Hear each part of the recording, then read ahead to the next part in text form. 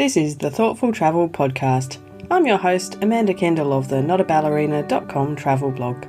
Every episode I'll share travel tales from several fellow travel lovers, and together we hope to entertain and inspire you, remind you of some of your own great travel experiences, and encourage you to hit the road again soon.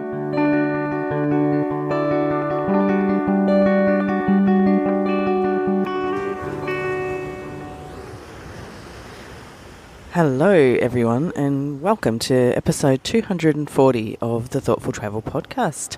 It might sound a bit different to you usual, and I hope you can hear me well. I'll check later before I publish this, but I'm down at the local beach. It's something that occurred to me last night that I've never done. I'm very often at the beach, but I was listening to my friend Kate Flanders' new podcast, Adventures in Opting Out, and I realised it sounds amazing when she's recording by the beach, and I thought, I'm totally going to copy you, Kate. So let's give it a go, just this once. It's about 7 a.m. on Saturday morning, and it's, winter is nearly upon us, which is actually the time I come to walk on the beach the most because it's not too hot. It's nearly empty. There are some crazy people in the water, but you are not getting me there because it's just too cold. It's about 15 degrees, I think I saw on a sign just near where I've parked. But it's beautiful, and hopefully you can hear me well. Oh, there's a kayaker going by. It's lovely. Seagulls, lots of seagulls. Anyway, it's episode 240, which means it's a special episode. And this time I'm going back to something I haven't done for many years. It's a behind-the-scenes episode with a bit of Ask Me Anything. So I've been putting out on all my social channels, here, ask me for behind-the-scenes questions. So especially from the lovely Thoughtful Travellers Facebook group, I've got lots of great questions, and from various other spots as well. In fact, I must tell you, I put it out in my newsletter yesterday, and I woke up this morning, the first email I read went something like this. It was like, "Hi Amanda, before I ask you my question, I just have to tell you, your podcast changed my life." And I'm going to find out if I can say a bit more about that, but I haven't asked yet, so that's all I can say. But let me tell you, that's a pretty nice way to wake up to a message like that.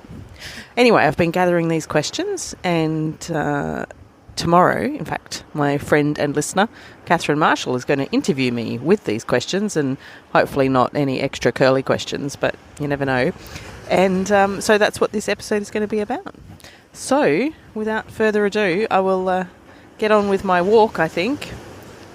I hope that these loud waves aren't as loud through here as they sound here in real life, and that you can hear me well, but I'll test it out. And I'll also leave some photos in the show notes of exactly where I was when I recorded this, because it's really, really pretty, and I'm so lucky to live just a few kilometres from the beach.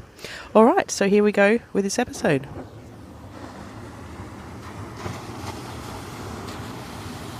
Good morning, Amanda. Hi, it's Catherine. It's lovely to be turning the tables on you and interviewing you for a change. You're in the interviewee hot seat today. So let's start with some of these wonderful questions that have come through from your listeners. And a popular question Suchita and Louise have asked is, how do you keep coming up with new ideas? Yes. So this is actually the easy bit. So ideas are not the problem. Everything else is tricky, but ideas are easy. They seem to appear in lots of places, often when I'm talking to guests. So they'll tell me a story and I think, that would make a good episode. I need to find some more stories on this topic. So often just from chats with people I'm interviewing, but also anywhere, things that I'm reading or watching or listening to. I think, that could be a good topic. My own experiences as well, thinking about all of the things that travel's done for me and what I'm thinking, what I think more people might like to hear about. And I think because the Thoughtful Travel podcast is really broad, so, thoughtful travel is a massive area, and sometimes we're talking about something fun and sometimes it's serious, and I feel like there's no end to the ideas. I think the topics could go on forever. I could sit down and list you 100 more topics that I could cover. Yes, I'm sure. I think as storytellers, this is probably the real issue, isn't it? That not the lack of ideas, but the superfluity of ideas, and how do you actually decide which angle to cover? So Ina has asked an interesting question. How do you make a system of all ideas that come up here in the Facebook group so that you can find them and use them for new episodes? So I guess this is an administrative question. Yes, so this is this is where things start to sometimes fall apart slightly. So I'm great at gathering ideas, but the cataloging and making sure I don't lose any ideas, I'm only semi-great at. So I have a few systems. I have actually I use a tool called Asana. It's one of those work organization kind of tools. I used to use Trello, and I have like a list of I hope all of many topics that I think are coming up. And in some of them I'll have notes like they're from a certain guest, or, I've got interviews that fit them already. So I have those. And I'm going to show you this, Catherine, but no one else can see, obviously, because it's podcast, but I'll put a picture in the show notes. So I think I had this in the very first one, and I still do this every few months. I put together a colourful mind map. Yeah, that of looks all the great. different topics, and it's just that I cannot keep them in a list in a linear fashion or on a computer. I need so that goes on my wall, and then I can I'll be chatting to someone and I'll think, I know I've got something that matches that topic, and I'll find it on my colourful scroll, and then I think, okay, so that's how that episode is going to come together.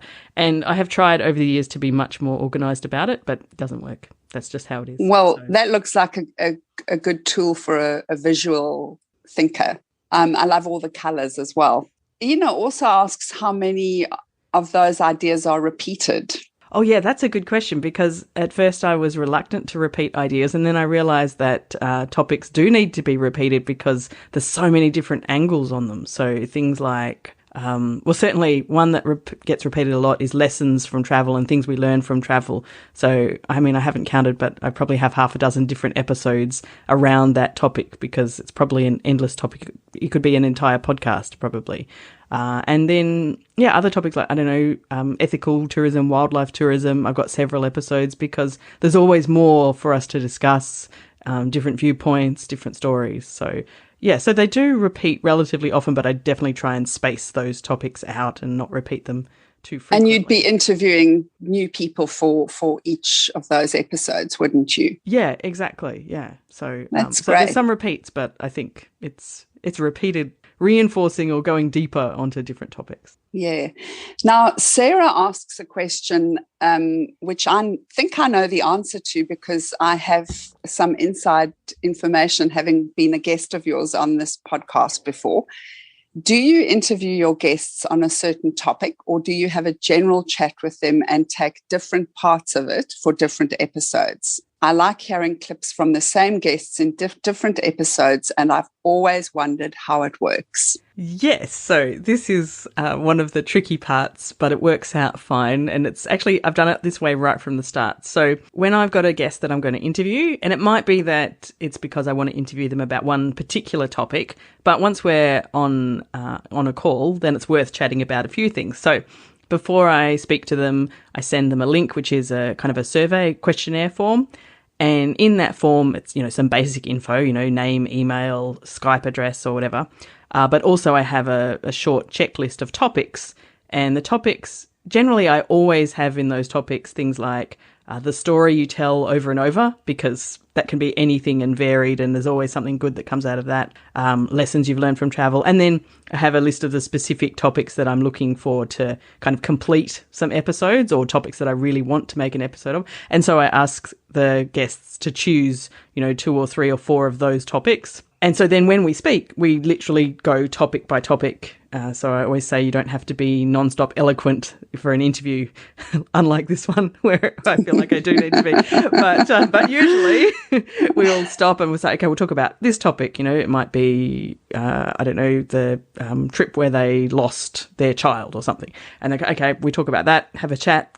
Done. Okay, next topic. So the next topic is, something else they've picked, something they've learnt from travel, and then we go and chat about that. So, so in one chat, I will talk about several topics, and then that gets divided up and put into different episodes. And sometimes it'll be many, many months, or occasionally like a year or more before one part of that chat finds its home in an episode with a couple of other stories that match together. So it's some interviews are just the gifts that keep on giving for a long time to come for me. Yeah, putting all those puzzle pieces together.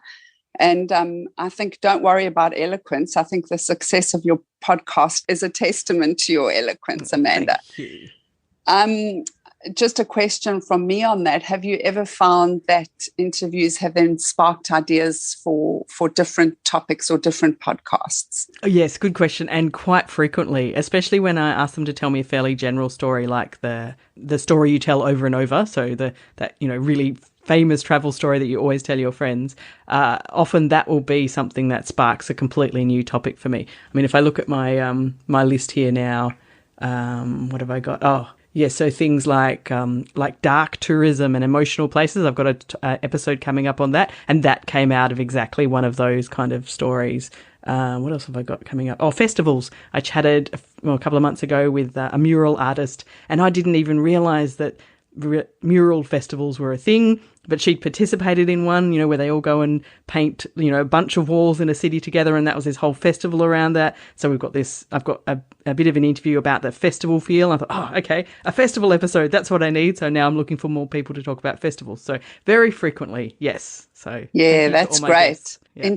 Interviews are full of rabbit holes, aren't they? I love rabbit holes. So Eva asks, what makes a good interview or interviewee? Well, have you ever interviewed someone and didn't get a good story out of it?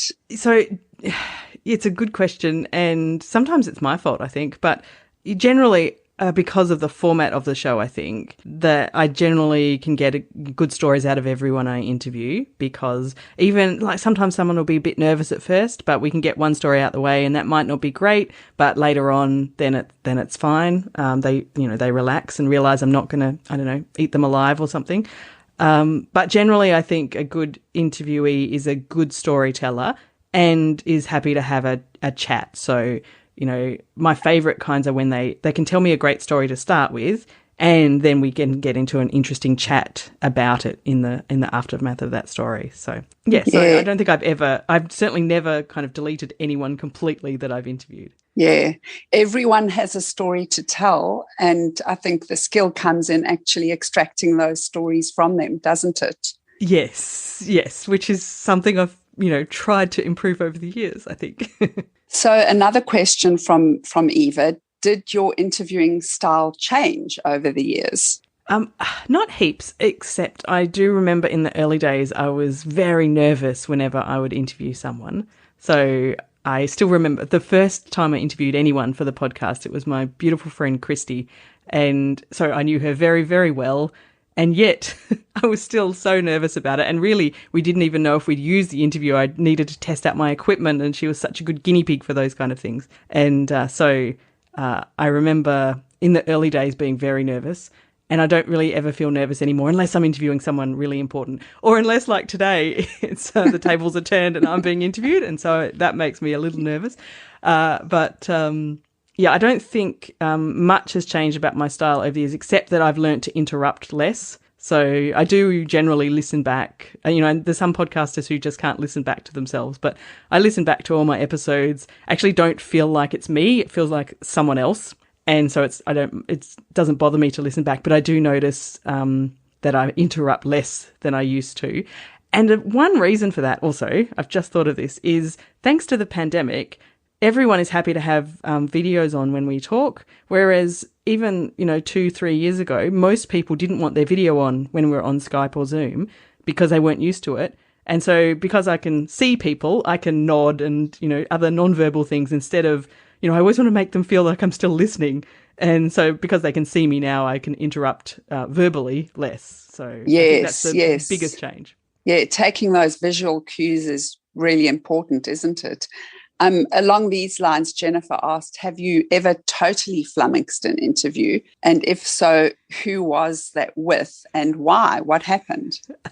Fortunately, I think I can say I never have completely failed or completely been utterly bamboozled by any situation there. The only thing that I think of is, so quite often because of the time difference, I'm here in Western Australia and some of my guests will be especially in the Americas, the time difference is awful. And I will often be interviewing at an interview will start at 10 p.m. my time. I am very much not at my best at 10 p.m. And if it's a busy week, I can be completely away with the fairies and I'll be appearing to be listening to a story. And then the guest stops talking and I suddenly think, oh my goodness, completely zoned out. I have no idea what they just said. I can't even ask a question. I just don't know. So that's probably the worst that that happens. But that does happen, and sometimes on those late night interviews. I can understand that. Something that's happened to me before, and it only ever happens once, is that I conducted an interview and then discovered that I hadn't actually recorded it. Has that ever happened to you? No, and so many times I'll say to a guest, I'm just going to hit record, even though we're not quite ready to start. But I say, I'm just going to hit record because I don't want to forget later. And I have literally, touch wood, I have literally to this day never forgotten to hit record. But it is absolutely a fear of mine. And I just feel like for sure it would happen with a guest who I really like. I don't know, when I interviewed Paul Theroux or something where I couldn't go back and say, sorry, that didn't work. Can we go again? Like, it would be awful. So I literally have never done it yet, but I feel like it's every podcaster's, rite of passage almost. And how have I come 5 and a bit years and not done it? It's a miracle. So, well, fingers crossed it never happens to you. I hope not. So Jennifer asks, have you had to work on your voice or your tone over the years? Or have you fine-tuned your podcast voice over the years? So I'm assuming Jen means how I sound and my radio voice. And I've, in thinking about this question, I actually went back and listened to one of the first episodes because I thought, well, I've done nothing consciously to work on my voice, but have I, just by, doing it a lot? And I'm afraid the answer is no. I think I sound exactly the same. So I don't know. I've always been told, I don't know if it's one of those, not very good looking, but you've got a good radio voice. I've always been told I had a good radio voice. Back in school, I did theatre arts and we did a radio unit and I thought, this was like my zone of genius. So I don't know. I know I've done nothing is the answer to that question, but... yeah. I think you're a natural, so it's obviously something you've always been good at. And you don't only have a radio face, let me put it that way. Thank you. I feel better now. So Jennifer also asks another interesting question. Is it one take for the intros, or do you go back, scratch it, and start again because you're not happy with how you sound or what you've said? This is a very insightful question, I think, because it feels like Jen has been, sitting over my shoulder or behind me watching me. So when I record the intros, I never script it. I just have a couple of dot points because I want it to sound natural. I'm not a big fan of those heavily scripted. Well, it doesn't fit with the rest of the podcast, I think, if I was heavily scripted and then having chats. So I don't script it. I just have dot points. But I do sometimes, especially because I might be recording the intro. That's the last thing I do. And it might be, close to a deadline. And so I'm in a bit of a rush. And so I might not really think very hard about what I'm going to say before I say it. And so then I go blah, blah, blah. And I think, oh no, that's terrible. Like, it's such a tangent. It's such a ramble. It's totally irrelevant. Scrap that and start again and stop and think a little bit more first. So, not often, probably, I don't know, once a month or a bit less, I will scrap my intro and start again and think about it. But it's really only from lack of preparation that happens. But it's funny that Jen should ask that because, sometimes I do. Yeah. And then also another question relating to your intro. This is from Judy, and I think she's referring to the standard intro at the beginning of every podcast. Do you ever think about another intro? Yours is perfect, she says, but maybe you don't think so. And then I have to just say, Ina replied, this was Judy's question on the Facebook page. Ina replied, please don't change it. It's a sense of security and the same like that in fairy tales once upon a time. Yes, it's so interesting that they had this discussion. So not that long ago, my son Ruben said to me when we were listening to an episode, he goes, Mama, you really have to re-record that intro. It's so old and your equipment would make it sound much better now. And I was like, yes, I have been thinking about this, and it's exactly what Ina says with the sense of security, because I'm I'm really notice when a podcast starts suddenly differently, one that I'm, regularly listen to. And it's a bit the same with the artwork. I have wanted for years to change the artwork, but I'm aware that it's people recognize it as it is. So with both of these, the pre-recorded intro and the artwork, at some stage I will change them, but I'm nervous about doing so. When I change them, I certainly won't change them very much. So, I just think they're 5 years, or more than 5 years old now, and both of them could be better.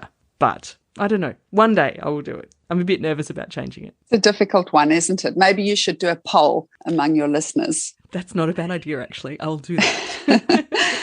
Now, Joan asks, could you give a brief overview of what technology you use and how you pull it together in such a seamless way? I can obviously see you sitting in front of your big microphone, but there's a lot more that goes into it. So yes. How do you do it? So the microphone is the beginning of it all, and then I record our conversation, so either through Skype or through Zoom, can be either. And so then I have a nice file. I actually usually have a video file these days because we're usually talking with the video on, but I extract the sound file out of that. And that goes into a software that I use called Audacity. For other podcasters, it's free and amazing. So that's the one I use. It's called Audacity. And I can pull in chunks of our different conversations. I can record straight into it. I can record my intro and outro straight into it. And I have, my pre-recorded intros and outros just there, and I can pop them in. So then it kind of looks like, lots of wavy files everywhere. Once that's all done and I've lined everything up right, I pull out one file, so I can export a file from that, and it becomes just one WAV file. Then put that through another program called Auphonic, which actually is kind of a cheaty way to not have to do much sound engineering, and it just makes all the sound levels nicer. Like if one guest was really quiet, because especially when I've got different, extracts from different interviews, it could get louder or softer and that kind of stuff, and it cleans up the audio a bit. So it does all of that. So then I get one file again. It's just a cleaner, nicer file, and I upload that to my host. So my host is an Australian company called Omni, and I just upload my file into there, type in the episode number, the title, and the show notes, and then once I hit publish there or schedule it to go out on the right day at the right time, then they magically disperse that around the world to Apple Podcasts and Spotify and whichever kind of podcast app you're listening to. So so that's, I think, the brief overview. It is magic, isn't it? I find it magic. Did you do any training in any of these applications, or are you self-taught? No, I'm just self-taught. And the first couple of years, I actually had a producer to do all of that. When I listened back to the episode 100, with the last time I did a behind-the-scenes thing, I was raving about my friend Lyndall, who was doing all of this work for me, which was wonderful. But now I do it myself, and it is actually easier because I can be more precise about, exactly what I want to include. But no, I just self-taught because the internet is an amazing thing, and anything you need to know, you just ask, and there's a YouTube video or something to explain exactly what to do. And people interested in podcasting themselves might be keen to know what sort of microphone you use. Well, yes. And in fact, I have two answers. So right here in front of me, the one that Catherine can see is a Blue Yeti. It's not blue, but it's a Blue Yeti. And this was a very, very popular podcasting mic about 7 or 8 years ago. And still lots and lots and lots of people use it. But actually in the room next door, I have set up 2 Rode microphones because I think they are going to give me much better quality. But I just have to sort out how everything fits together so that I can start using them more frequently. So that's... Right. Good luck with that. Thank you. Deanna wants to know, how long does a typical episode take from start to finish? So not including, interviewing everyone, but if I sit down to kind of put it together, so the episodes are about half an hour long. If I sit down and, listen to the bits I need to extract from different interviews, think about what I'm going to say, put my intros and outros together. If it's really, really smooth, I can probably do it in 2.5 hours. But sometimes I'll take much longer because I'm being really picky about exactly what I want to include, or a guest might need more editing. You might get the odd guest with lots and lots and lots of ums, and I will take out some of those. So then it would take longer. But yeah, a few hours, give or take. Does that include, pinning down interviewees and sifting through ideas? So it's hard to put a number on that because it's just stuff that I do incidentally, through the average week. Now, Judy asks, have you considered podcasting on location? And I think you've already done this, haven't you? A little bit, but I would like to do more. So I've done, especially in the last 12 months or so, I've taken the mic away more often. And my son Ruben and I have recorded in a few strange places, usually in hotel rooms or Airbnb rooms under a blanket or a doona so that the sound quality is better, because otherwise rooms like that can be really echoey. And if you're listening to this now, you'll know that I recorded the intro for this episode at the beach, which is very location, and hopefully you could hear the waves and it sounded amazing. This is my hope for this intro. But in the future, I definitely do want to take I've got a portable mic, which I took to the beach, and I hope to do more of that. I'm always aware that that's a compromise in sound quality, and so that's kind of why I've been reluctant over the years. But I think kind of judiciously spaced with other, more, at home recorded stuff where you can hear that where the sound quality is better, I think the mix can be okay. So yes, Judy, I have, and I think I'll probably do more of it. What are some of the other challenges that arise from recording on location? In terms of, do you find that you're less spontaneous with your observations or more spontaneous, perhaps? Yeah. So I've actually tried to do it quite a few times. So I've often taken equipment with me on trips. And one thing is that it's hard to find enough time in a quiet enough space. So, sometimes think, you should chat to this person, but, you're in the middle of a trip and there's not enough time to stop and do that kind of thing. I think I'm often kind of just living in the moment, and it's hard to, I'll be taking notes and stuff, but to actually stop and record, perhaps it's just something I need to practice more, but I actually find that really difficult and really wrenches you out of the moment, I think. And then often just it's too windy, or or it's a noisy, crowded place, or another thing is I feel a bit self-conscious standing there doing something like that. I feel like one of those millennial influencers, and I don't really want to have that. So yesterday at the beach I could record because I know that our beach is super empty. All our WA beaches in a winter's morning are super empty, and so I could stand somewhere where probably no one could even see me, and certainly no one could know what I was doing, so that's okay. But there's a few challenges connected with the on-location kind of recording, but we'll see. Well, hopefully you overcome those easily and we get to hear more episodes from location. And then finally, Monique asks, how do you find the time to do it all? Formulate ideas, find the right people to chat to, record, respond to emails, edit, the list goes on.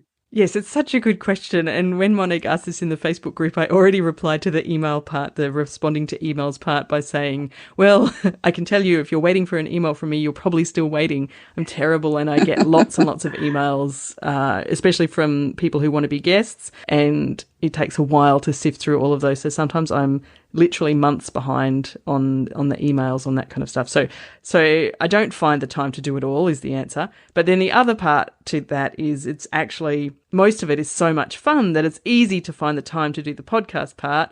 It's hard to find the time to do the housework and all the other things that I should be doing instead. So the podcast is a priority, so I managed to get that done because I want to and I love it. And there's other things that I probably should do more of, and they are suffering, but that's okay. I'd rather have a good podcast than a really clean house. Yes, I second that. It would be nice to have a clean house, that never gets dirty. Yes.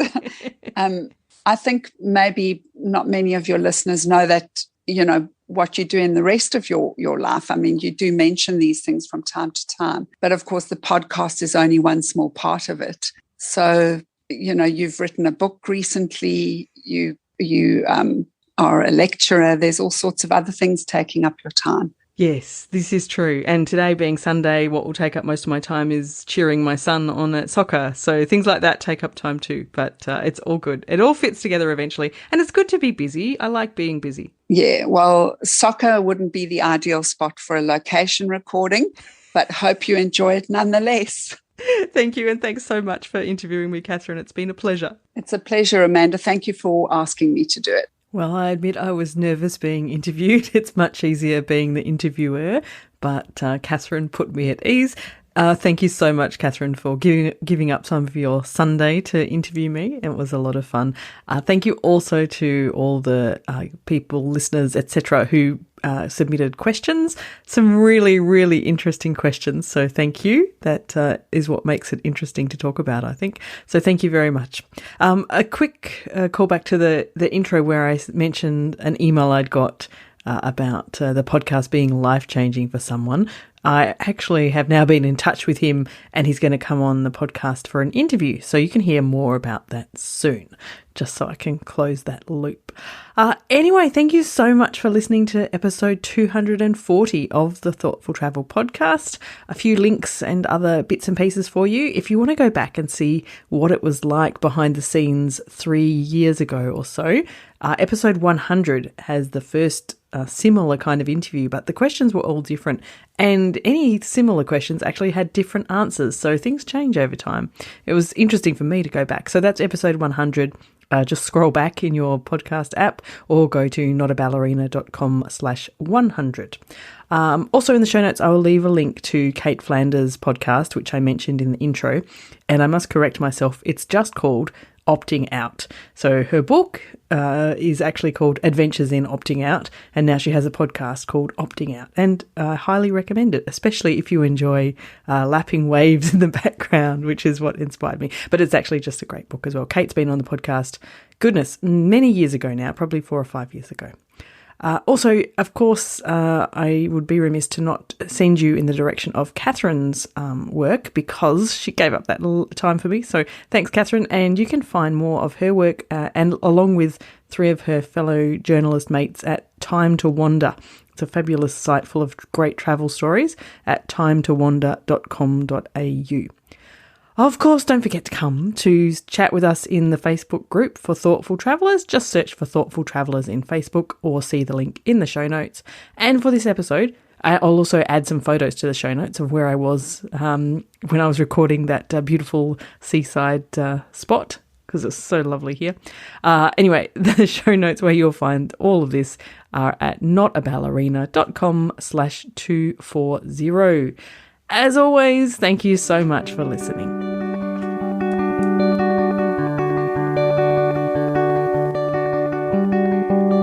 This has been another episode of the Thoughtful Travel Podcast. Show notes and other information are at notaballerina.com/podcast. Join me again soon for another chat about why we travel. Bye for now.